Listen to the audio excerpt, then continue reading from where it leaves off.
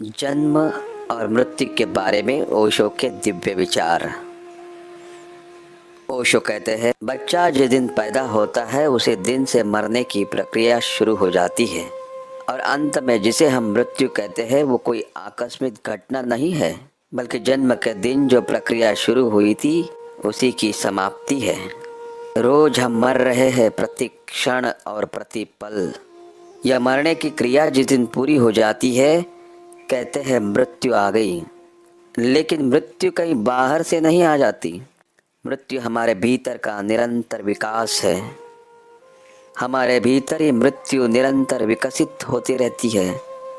मृत्यु बाह्य घटना नहीं, आंतरिक प्रक्रिया है।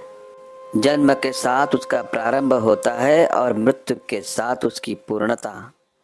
जिसे हम जीवन कहते हैं वो जीवन नहीं है, बल्कि धीरे धीरे मरते जाना है। निश्चित ही यह जो क्रमिक मृत्यु है, इस क्रमिक मृत्यु में न तो आनंद हो सकता है, न शांति हो सकती है, न सौंदर्य हो सकता है।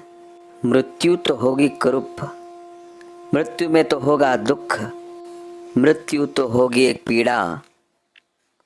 और इसलिए हमारा एक पूरा जीवन दुख की एक लंबी कथा है। शायद ही हम में से कुछ थोड़े से लोग जीवन को जान पाते हो, बाकी सारे लोग जीते हैं जीवन से अपरिचित और अनजान। वह जो स्वयं को देखना है वही जीवन को पा लेना भी है। एक वृद्ध फकीर के पास किसी ने जाकर पूछा था कि मैं मृत्यु के संबंध में कुछ जानना चाहता हूँ। तो उस वृद्ध फकीर ने कहा था, तुम कहीं और जाओ। अगर मृत्यु के संबंध में जानना है तो किसी और से पूछो, क्योंकि जहां मैं हूं वहां मृत्यु है ही नहीं, वहां सिर्फ जीवन है। मैं जीवन के संबंध में जो जानता हूं, मृत्यु के संबंध में मुझे कोई भी पता नहीं है। लेकिन हमसे अगर कोई पूछे कि जीवन क्या है, तो शायद हमें उल्टी बात कहनी पड़े। हमें कहना पड़े कि जीवन अगर जानना है तो कहीं और पूछो। हम तो मृत्यु के सिवाय और कुछ भी नहीं जानते। हम तो मरना जानते हैं। जीवन से हमारा क्या संबंध, हमारी क्या पहचान, जीवन से हमारा क्या नाता। और जिनका जीवन से भी नाता नहीं है, वे भी अगर परमात्मा को जानने चले हो तो गलती में है। और जिनका जीवन से भी नाता नहीं है, वे मोक्ष के संबंध में चिंतन कर रहे हो तो पागल है।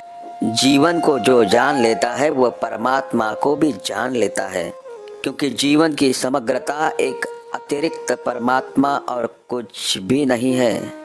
और जो जीवन को जान लेता है वह मोक्ष को भी जान लेता है, क्योंकि जहाँ मृत्यु नहीं है वही मोक्ष है। मैं इसे फिर से दोहराऊं, जो जीवन को जान लेता है वह परमात्मा को भी जान लेता है, क्योंकि परमात्मा जीवन की परिपूर्णता के सिवाय और कुछ भी नहीं। जीवन की समग्रता ही परमात्मा है। और जो जीवन को जान लेता है वह मोक्ष को भी जान लेता है, क्योंकि जहाँ मृत्यु नहीं है वहाँ मुक्ति है। मृत्यु के अतिरिक्त और कोई बंधन ही नहीं है। मृत्यु के अतिरिक्त कोई परतंत्रता नहीं है। मृत्यु के अतिरिक्त और कोई दुख और कोई अंधकार नहीं है।